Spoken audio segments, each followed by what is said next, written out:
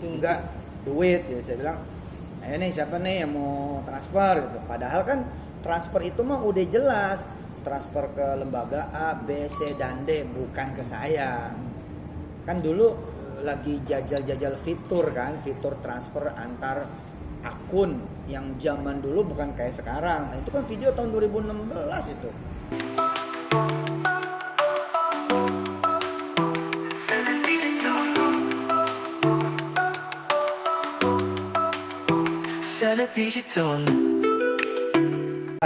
Nih kita ketemu lagi nih Ustadz, kembali lagi dengan sedikit kehebohan di dunia Maya. Iya. dunia sosmed nih Ustadz nih. Yang kemarin Doa. Ustadz gimana nih dibilang doa online berbayar?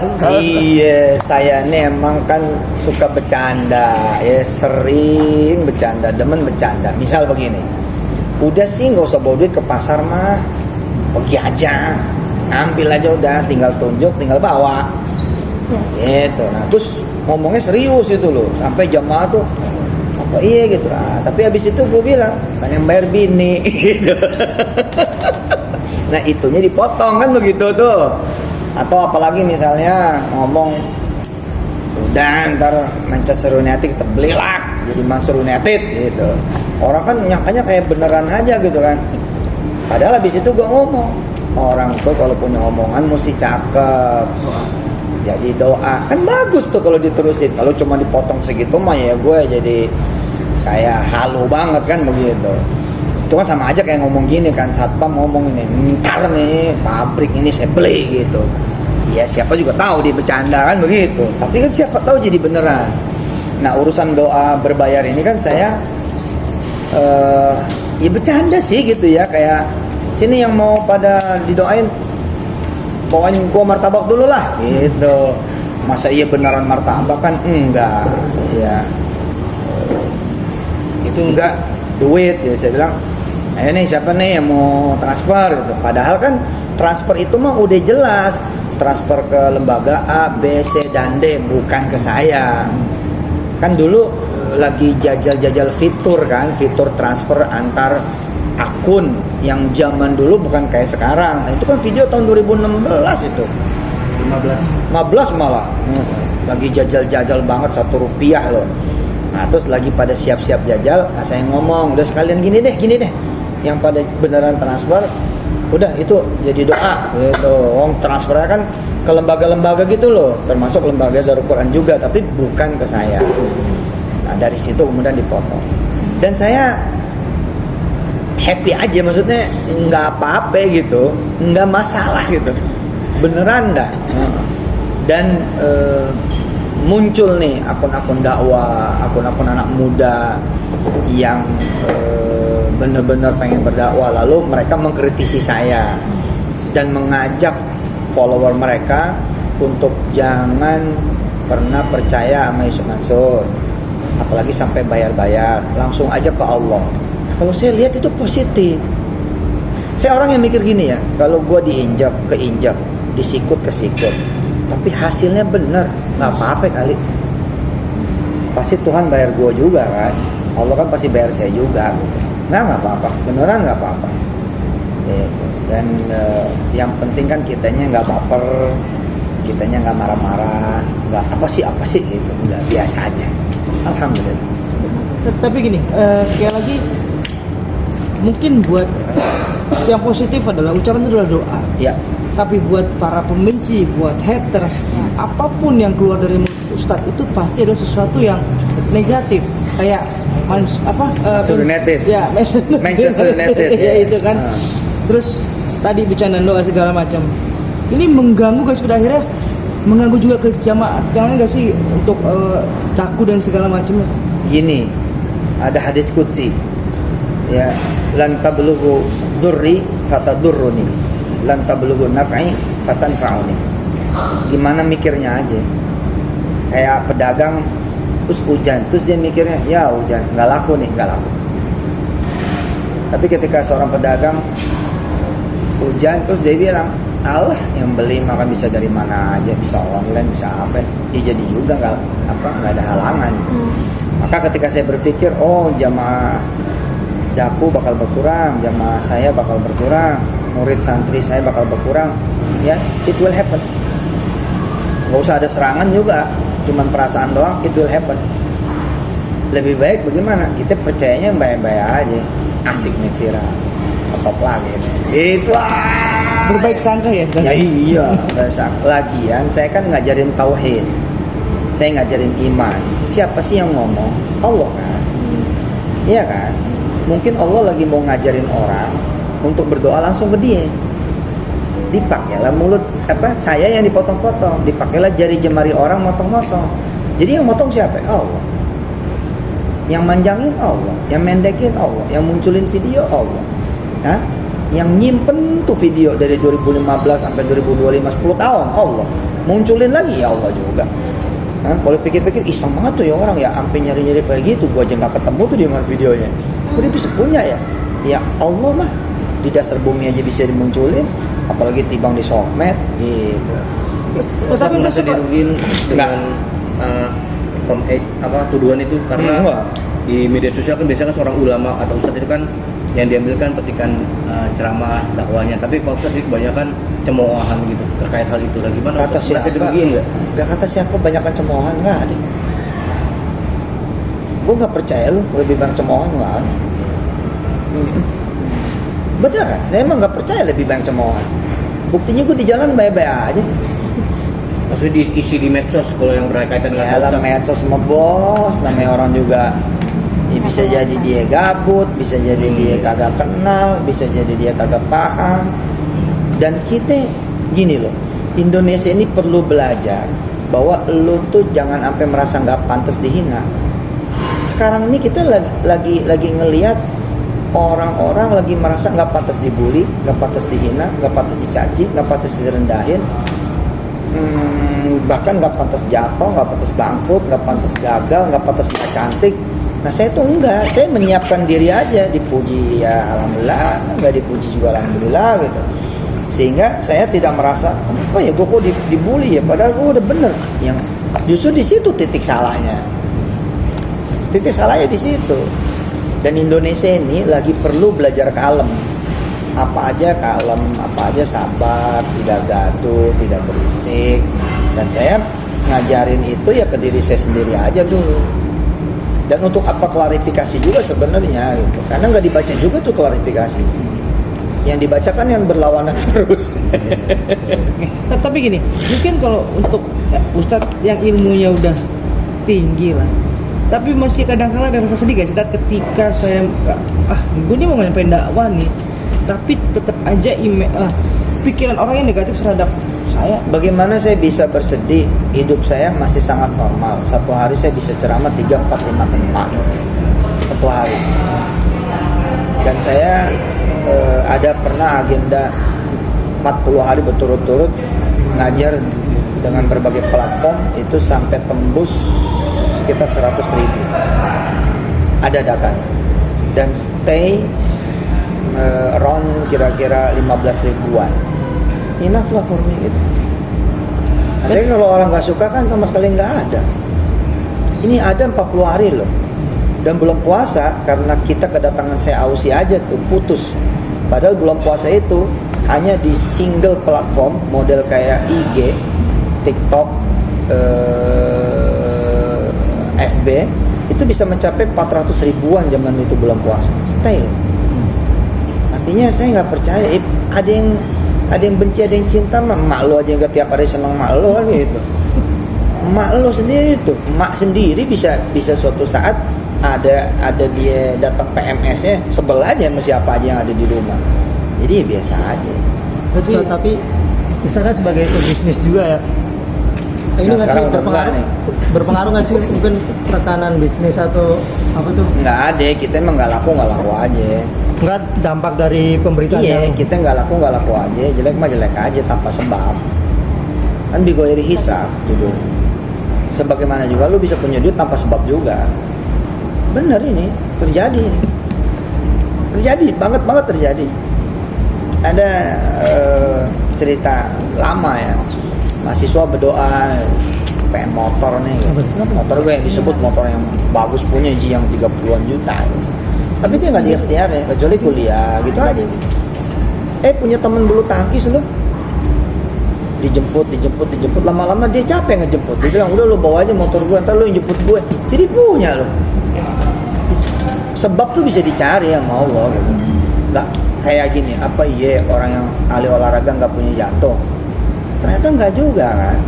Bahwa kita harus ikhtiar untuk tidak kena jantung, iya dong.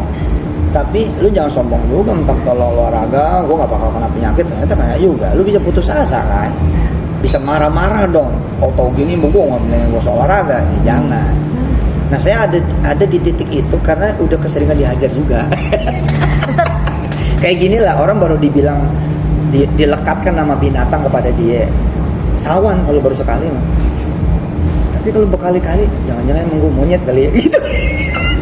Bisa tapi Jadi biasa aja gitu loh. bisa tapi keluarga seperti mungkin istri anak mah udah biasa atau gimana ketika melihat Iya, Wirda kan juga kurang apa bulian terhadap dia.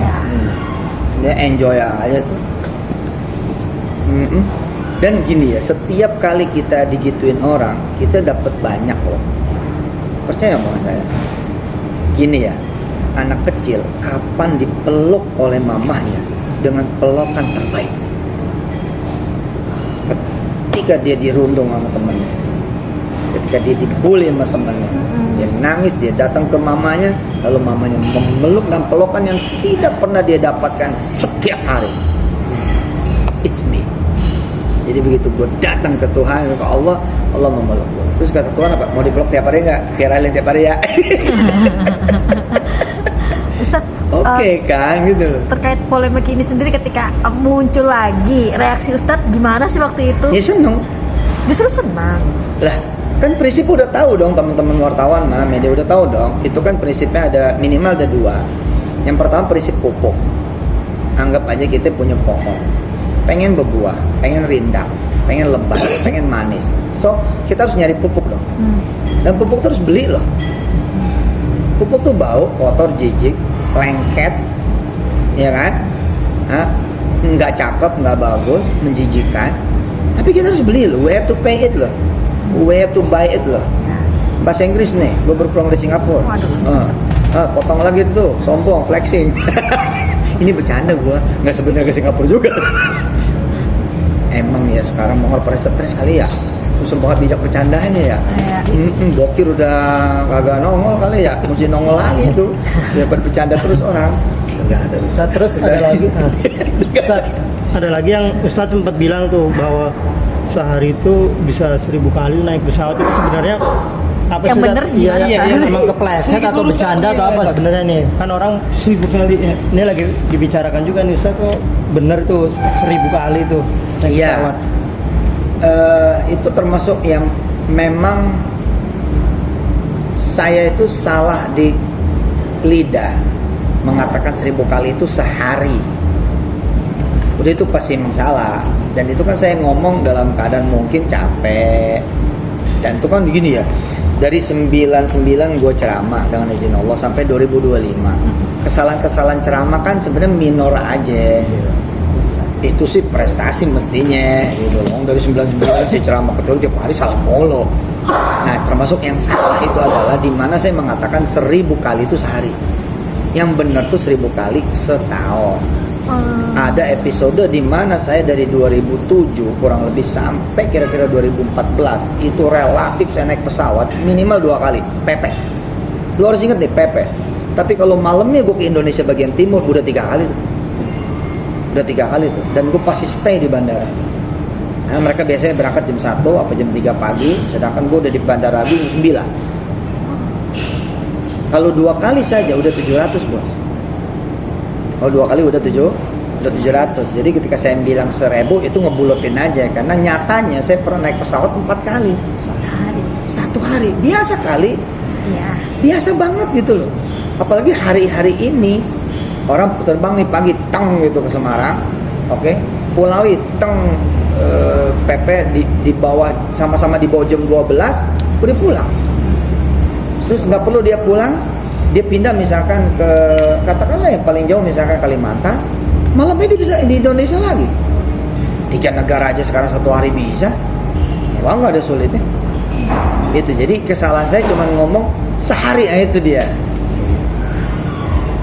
Ustaz. Dan masih ada saksinya loh, namanya Andidi. Ini kenal Arif. Andidi namanya orang bandara, sampai sekarang.